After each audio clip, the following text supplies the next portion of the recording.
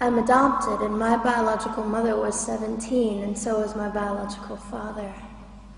She was 7.5 months pregnant when she decided to go to Planned Parenthood, which is the largest abortion provider in the world, and they counseled her to have a late-term saline abortion, which is a saline salt solution that is injected into the mother's womb.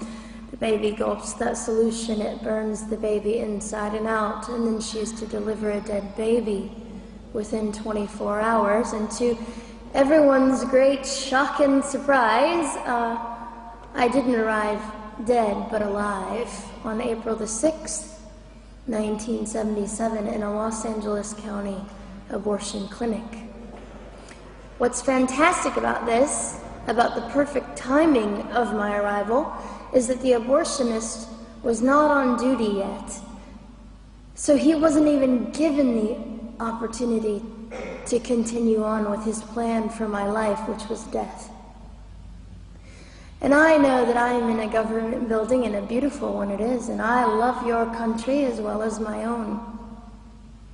But I know in the age that we live in, it is not at all politically correct to say the name of Jesus Christ in places like this. To bring him into these sorts of meetings, because his name can make people so terribly uncomfortable. But I didn't survive so I could make everyone comfortable. I survived so I could stir things up a bit.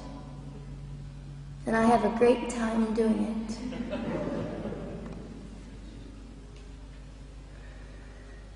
And so I was delivered alive, as I've already said, after 18 hours. I should be blind, I should be burned, I should be dead. And yet I'm not. You know what is fantastic vindication is the fact that the abortionist had to sign my birth certificate. So I know who he is.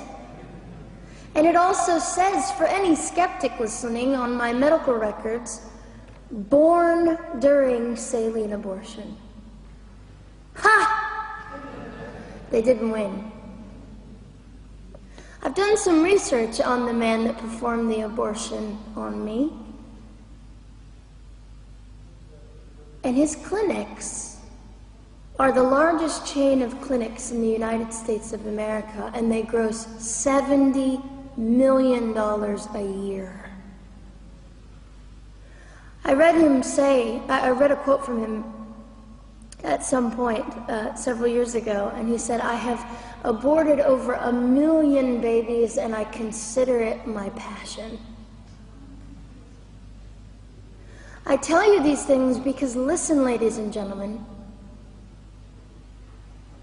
we are in an interesting battle, whether we realize it or not, in this world.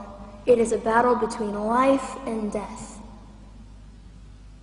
What side are you on?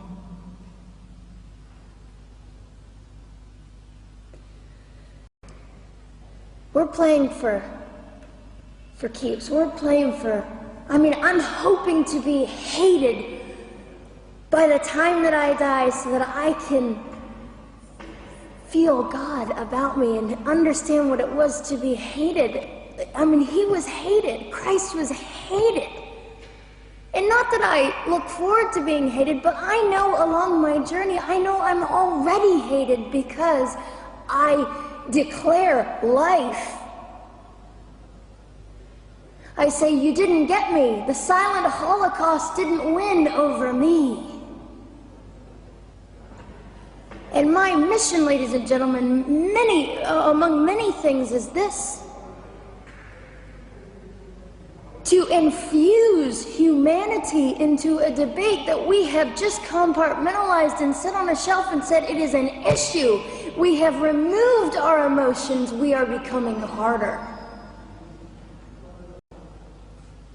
Do you really want that? How much are you willing to take, and how much are you willing to risk to speak the truth in love and graciousness and stand up and at least be willing to be hated? Or at the end of the day, is it all about you? Or me? And so, after that, I was placed in an emergency foster care home where they decided they didn't like me very well, and as I'm fond of saying, I don't know how you could not adore me right from the start. What is wrong with these people? But they didn't. You see, I've been hated since conception. By so many, and loved by so many more, but most especially by God. I'm his girl. You don't mess with God's girl. I got a sign on my forehead that says, you better be nice to me because my Father runs the world.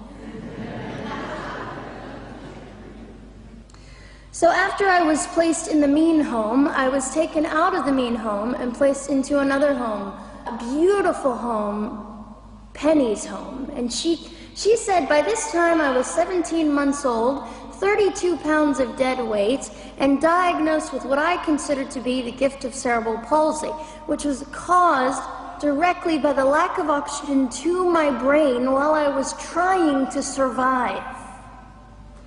Now, I am just compelled to say this. If abortion is merely about women's rights, ladies and gentlemen, then what were mine? There was not a radical feminist standing up and yelling about how my rights were being violated that day. In fact, my life was being snuffed out in the name of women's rights. And ladies and gentlemen, I would not have cerebral palsy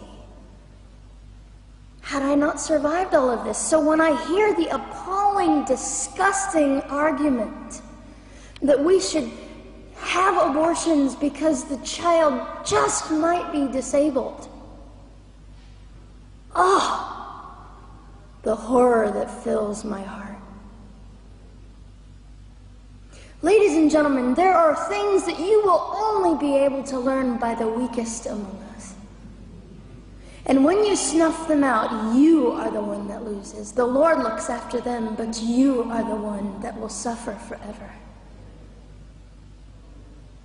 And what arrogance, what absolute arrogance, and it has been an argument for so long in this human place that we live, that the stronger should dominate the weaker, should determine who lives or dies. The arrogance of that, don't you realize that you cannot make your own heart beat? Don't you realize that all the power that you think you possess, you really possess none of it? It is the mercy of God that sustains you, even when you hate him.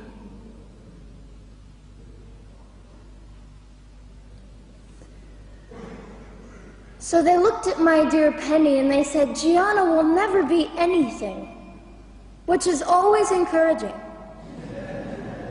And she decided to ignore them, and she worked with me 3 times a day, and I began to hold up my head, and they said, well, Gianna will never this and never that. Long story shorter, I was walking by the age of 3.5 with a walker and leg braces, and I stand up here today with a mild little limp and without a walker and leg braces. I fall gracefully sometimes and very ungracefully at other times, depending on the situation, but I consider it all for the glory of God. You see, ladies and gentlemen, I am weaker than most of you, but this is my sermon. And what a small price to pay to be able to blaze through the world as I do and offer hope. And I think in our misunderstanding of the way things work, we misunderstand how beautiful suffering can be. I don't willingly sign up for it, but when it comes, we forget. We forget that God is in control, and God has a way of making the most miserable thing beautiful.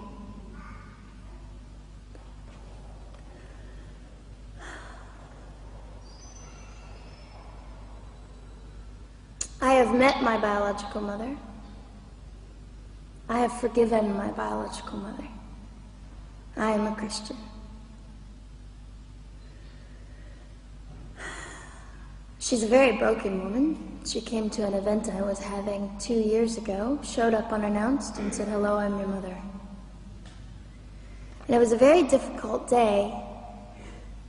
And yet, while I was enduring all of this, you'll probably think I'm silly, but I was sitting there and I was thinking, I don't belong to you.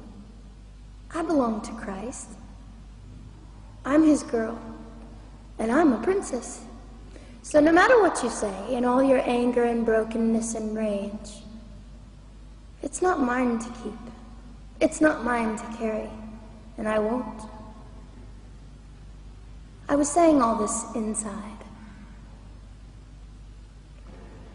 So ladies and gentlemen, you have an opportunity. But for just a brief moment, I would like to speak directly to the men in this room and do something that is never done. Men,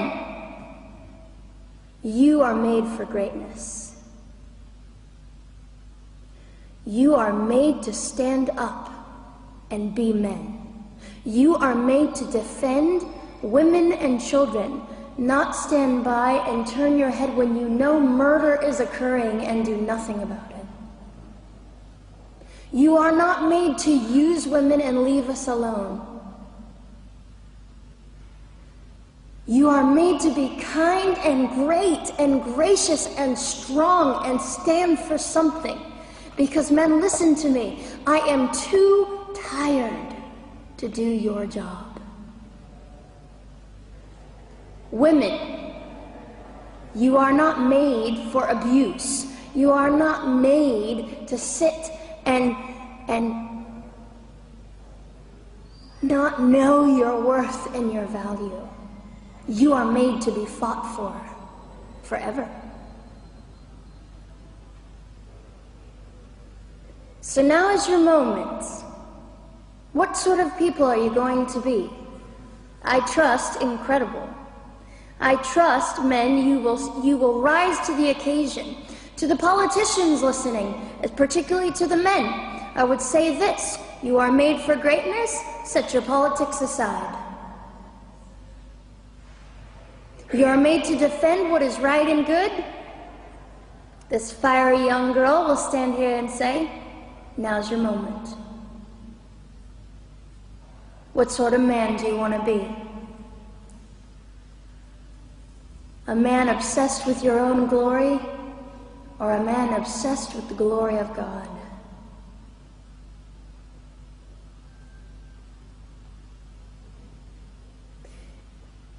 It's time to take a stand, Victoria. This is your hour. God will assist you. God will be with you. You have the opportunity to glorify and honor God in 2008. I'll just end with this. Some of you might be slightly annoyed that all I keep doing is talking about God and Jesus.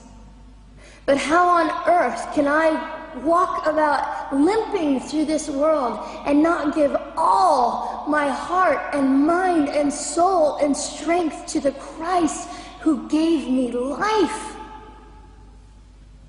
So if you think I'm a fool, it's just another jewel in my crown. My whole intent in living here is to make God smile. I hope some of this made sense. It just came from my heart. God bless and keep you.